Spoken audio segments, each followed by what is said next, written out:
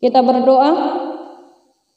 Damai sejahtera Allah Bapa yang melampaui segala akal, itulah kiranya yang memelihara hati dan pikiranmu di dalam Kristus Yesus Tuhan kita. Amin.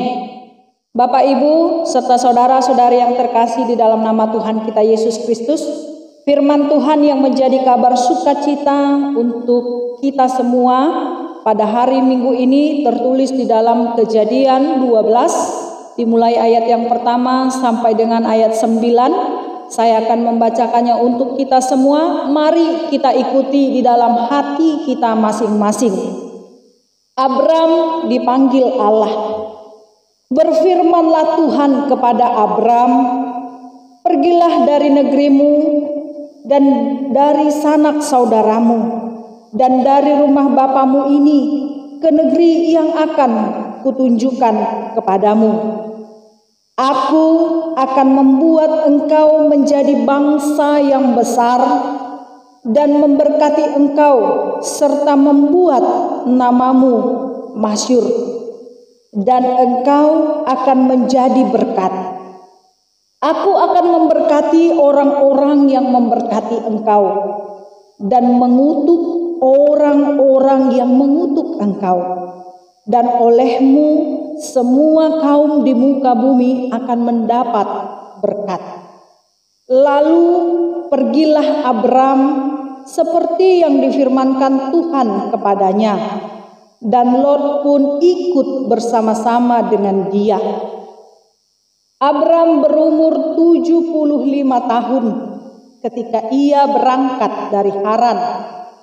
Abram membawa Sarai istrinya dan Lot anak saudaranya dan segala harta benda yang didapat mereka dan orang-orang yang diperoleh mereka di Haran. Mereka berangkat ke tanah Kanaan. Lalu sampai di situ Abram berjalan melalui negeri itu sampai ke suatu tempat dekat Sikem, yakni pohon terbantin di Mor. Waktu itu orang Kanaan diam di negeri itu. Ketika itu Tuhan menampakkan diri kepada Abram dan berfirman, Aku akan memberikan negeri ini kepada keturunanmu. Maka didirikannya di situ mezbah bagi Tuhan yang telah menampakkan diri kepadanya. Kemudian ia pindah dari situ ke pegunungan di sebelah timur Betel. Ia memasang kemahnya dengan Betel di sebelah barat dan di sebelah timur. Lalu ia mendirikan di situ mezbah bagi Tuhan dan memanggil nama Tuhan. Sesudah itu Abram berangkat dan makin jauh ia berjalan ke tanah Negeb. Demikianlah pembacaan firman Tuhan. Bapak, Ibu, serta anak-anak kami, Naposo Bulung dan sekolah minggu, ada sebuah pepatah yang mengatakan, gajah mati meninggalkan gading, harimau mati meninggalkan belang, dan manusia mati meninggalkan nama. Apakah arti dari peribahasa itu? Dan apakah yang mau disampaikan dalam khotbah kali ini berkaitan dengan peribahasa tadi? Yang pertama, kita melihat peribahasa itu mengatakan bahwa gajah mati meninggalkan gading. Nah, kita lihat kehidupan dari seekor gajah. Ketika gajah itu hidup, dia memiliki manfaat. Kita lihat gajah bisa membantu dalam hal bercocok tanam. Bahkan gajah dipakai untuk mengangkat hal-hal yang berat, misalnya kayu atau yang lain sebagainya. Nah, kemudian ketika gajah itu mati, gajah itu juga masih memiliki manfaat dan masih tetap diingat orang. Apakah itu? Gading. Ya. Kalau kita mengetahui apa itu gading, itu ada dalam bagian wajah gajah itu sendiri. Nah, gading ini dicari oleh orang sebagai hiasan dan memiliki harga yang sangat luar biasa. Semakin tua umur dari seekor gajah, maka gadingnya pun akan bernilai ratusan juta dan orang akan mengejar gading itu. Bahkan ada sebuah museum yang mencatat bahwa gading termahal itu ditinggalkan di sebuah museum karena memang itu sangat-sangat luar biasa harganya. Nah, jadi kehidupan gajah ketika dia hidup dan ketika dia mati, dia memiliki makna, manfaat bagi orang lain. Nah, kemudian yang kedua kita lihat juga harimau mati meninggalkan belang. Ketika harimau itu hidup, dia boleh menjadi penjaga hutan bagi orang-orang yang memiliki niat buruk. Nah, ketika harimau itu mati juga, dia masih memiliki manfaat, yaitu belangnya. Orang rela pergi ke hutan berburu demi mengejar belangnya atau kulitnya. Untuk apakah kulit atau belang dari harimau itu? Tentu kita lihat di dunia fashion ada baju yang terbuat dari kulit harimau, warnanya belang-belang. Kemudian ada juga sepatu yang terbuat dari kulit harimau, ikat pinggang, tas, dan lain sebagainya. Ini mau menunjukkan kepada kita harimau saja ketika hidup dia memiliki nilai dan manfaat, apalagi ketika dia mati masih dikejar orang. Itu artinya ada yang diingat dari seekor gajah dan harimau. Nah, Bapak Ibu serta anak-anak kami, remaja Naposo Bulung dan sekolah minggu. Kemudian peribahasa tadi mengatakan juga manusia mati meninggalkan nama. Betulkah manusia mati meninggalkan nama? Kita lihat dalam kehidupan sehari-hari bahwa manusia ketika hidup dia harus memiliki dampak, manfaat juga bagi orang lain. Supaya ketika dia nanti sudah tiada, orang mengingat dia dari namanya. Atau sebaliknya, ketika manusia itu tidak memiliki manfaat atau dia hanya menjadi sampah di tengah-tengah masyarakat, maka orang lain juga akan mengingat ketika dia tiada, orang lain pasti akan mengatakan selama hidupnya dia tidak berguna, dia tidak bermanfaat. Kita akan menjadi bahan pembicaraan bagi orang lain. Nah, karena itu Bapak Ibu serta saudara-saudari kami remaja Naposo Bulung dan anak-anak sekolah minggu, peribahasa ini mau mengingatkan kepada kita bahwa hidup ini harus bermanfaat. Hidup ini harus jadi berkat bagi orang lain. Nah, mengapa dikatakan demikian? Karena ternyata latar belakang konteks khotbah kali ini menunjukkan kepada kita seorang yang bernama Abram yang dipanggil oleh Tuhan. Tuhan datang kepada Abram dan memerintahkan pergilah ke suatu negeri. Nah, tapi ketika dia disuruh Tuhan pergi ke suatu negeri, Tuhan sudah menjanjikan. Ada yang Tuhan janjikan. Kalau kita lihat dalam ayat kedua sampai dengan ayat ketiga, itulah bentuk dari berkat yang diterima oleh Abram. Namamu akan termasyur. Engkau akan menjadi berkat bagi orang lain. Orang yang memberkati engkau juga akan diberkati. Tetapi orang yang mengutuk engkau juga akan dikutuk. Begitu banyak berkat yang diterima oleh Abram. Tetapi satu perintah Tuhan. Pergilah dari negerimu, dari negeri orang tuamu, tinggalkan semua kepada negeri yang sudah saya janjikan kepadamu. Nah, kalau kita lihat dalam ayat 5 sampai dengan 7, itu adalah bentuk dari ketekunan Abraham. Dia tidak menolak panggilan Tuhan. Dia tidak menolak perintah Tuhan. Dia harus meninggalkan negeri bapaknya demi mencapai berkat yang Tuhan berikan kepada dia. Ini adalah satu perintah yang harus dia kerjakan. Nah, dalam sikap Abraham, dia tidak menunjukkan sikap membangkang, tetapi dia menunjukkan bagaimana sikap ketaatan. Karena yang menyuruh dan memerintahkan adalah langsung Tuhan, karena memang Tuhan sudah menunjukkan diri kepada Abraham. Nah, Abraham meninggalkan segala sesuatu yang ada dalam dirinya, keluarganya, ayah ibunya, dia tinggalkan. Tingkah lakunya yang dulu sudah harus berlalu dan dia harus memulai menapaki satu kehidupan yang baru. Dan Abraham memang melaksanakan tugas itu dengan sukacita. Panggilan Tuhan, panjoni batang, tetap dia laksanakan. Nah, sikap kepatuhan dan ketaatan Abraham ini justru mendatangkan berkat yang luar biasa bagi Abraham. Tanpa berpikir tunggu Tuhan, tidak mau Tuhan, dia melaksanakan perintah Tuhan. Dia berjalan karena dia yakin berjalan bersama Tuhan akan mendatangkan berkat kehidupan yang luar biasa. Dan memang itu dia terima. Tuhan menjanjikan bahwa tanah ini akan menjadi tempat bagi keturunan. Dan memang proses dalam kehidupan Abraham itu sangat sulit. 8 sampai 9 itu menggambarkan kesulitan yang luar biasa ketika dia memulai satu kegiatan yang baru di tempat yang Tuhan telah janjikan. Tetapi dia tetap berjalan bersama Tuhan supaya dia menjadi berkat, menjadi anugerah bagi orang lain.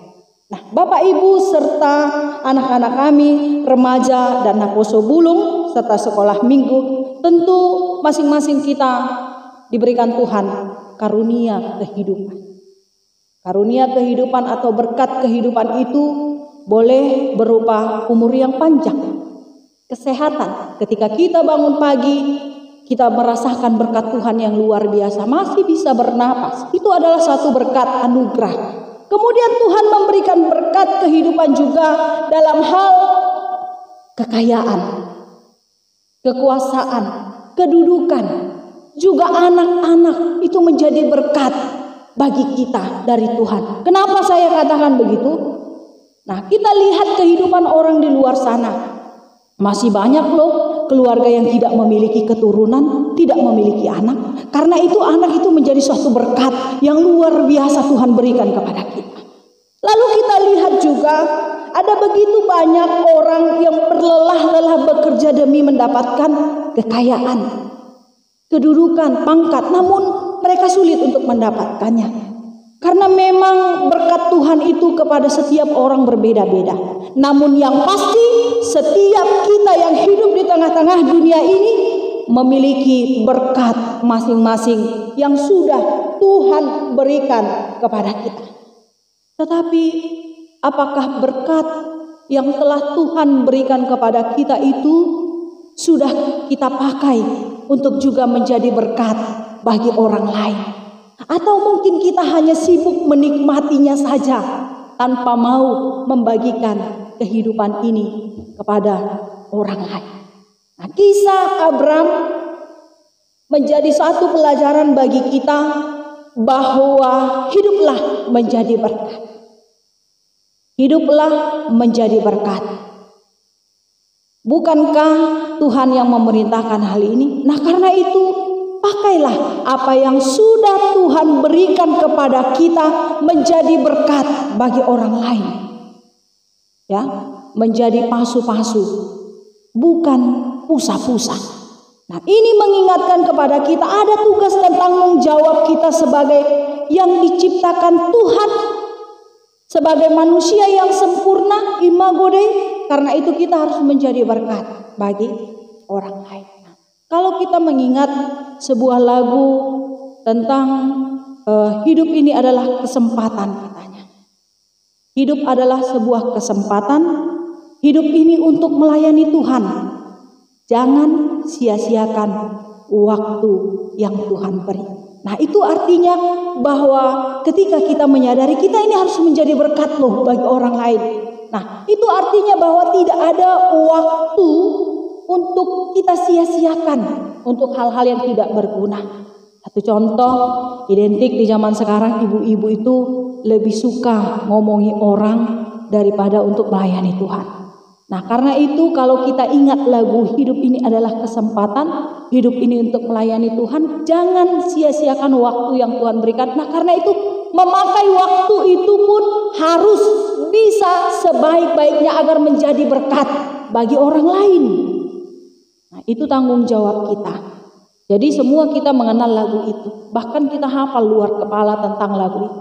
Tetapi bagaimanakah proses dan dampak hidup kita ini berguna, bermanfaat bagi orang lain. Sama seperti Abraham, dia menjadi berkat bagi orang lain.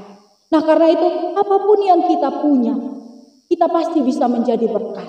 Kita bisa menjadi pasu-pasu Tuhan. Jadi jangan sia-siakan apa yang telah Tuhan berikan dalam kehidupan kita. Abraham mau mengingatkan kita bahwa apapun yang kau punya itu bisa menjadi berkat. Waktumu, anak-anakmu, hartamu, kekayaanmu bisa menjadi berkat. Asal kita mau membuka hati dan menyadari bahwa memang tugas dan tanggung jawab kita sebagai manusia menjadi berkat bagi sesama. Nah, karena itu Bapak Ibu serta anak-anak kami, remaja dan Naposo Bulung juga sekolah minggu, pakailah waktu kita, pakailah hidup kita bermanfaat. Agar ketika nanti kita telah tiada meninggalkan dunia ini, orang lain mengingat kita. Nama kita begitu masyhur, nama kita begitu sangat wangi untuk diingat orang. Jadi biarkanlah orang mengenal kita itu akan hal-hal yang baik saja. Jangan orang mengingat kita akan hal-hal yang buruk, itu sesuatu yang tidak enak. Ya, nah karena itu marilah kita hidup sebagaimana Tuhan memerintahkan, hiduplah untuk menjadi berkat. Gabi pasu-pasu maho, unang gabi usah-usah. Nah itu sesuatu yang sangat mengerikan ketika kita tidak menjadi berkat bagi orang lain. Ketika kita justru menjadi kutuk. Kenapa? Karena tingkah laku dan perbuatan kita. Nah karena itu ingat peribahasa ini. Bahwa manusia mati meninggalkan nama. Namamu itu dikenang orang ketika tiada. Karena apa? Karena perbuatanmu semasa hidup. Jadi lakukanlah yang baik. Lakukanlah sesuatu yang berguna, bermanfaat bagi orang lain. Nah, kalau kita mengingat Bunda Teresa semasa hidupnya, dia mau melayani orang-orang yang dalam penyakit kusta, juga anak gelandangan, fakir miskin. Sampai detik ini nama Bunda Teresa itu diingat oleh siapapun. Namanya begitu harum, namanya sangat luar biasa. Dia mengabdikan hidupnya, berguna. Nah kiranya kehidupan kita ini berguna juga. Jangan sia-siakan apa yang telah Tuhan berikan. Selagi kita hidup, selagi Tuhan berikan napas kehidupan, mari menjadi berkat bagi orang lain. Kita berdoa. Kami bersyukur kepadamu ya Tuhan, untuk penyertaan dan kasih setia Tuhan dalam perjalanan kehidupan para jemaat-Mu selama 1 minggu ini. Tuhan, banyak hal yang sudah mereka terima. Lewat kesehatan, panjang umur, sukacita, bersama-sama dengan keluarga, bersama-sama dengan orang-orang yang mereka cintai. Karena itu Tuhan, setiap pujian dan setiap yang mereka berikan pada hari Minggu ini, biarkanlah itu Tuhan menjadi dupa yang harum bagi nama-Mu.